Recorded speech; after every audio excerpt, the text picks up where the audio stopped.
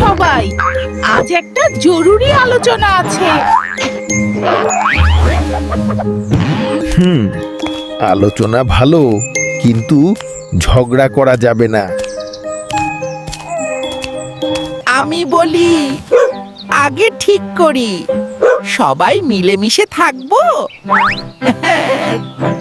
আর খাবার ভাগাভাগি করলে ঝামেলা কমে।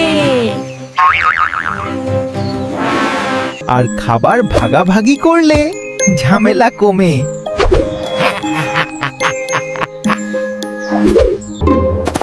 ঠিক আছে, কিন্তু চালাকি করলে ধরা পড়বে।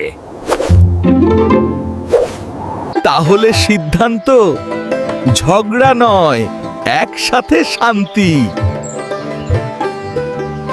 একতা থাকলে জঙ্গলও সুখে।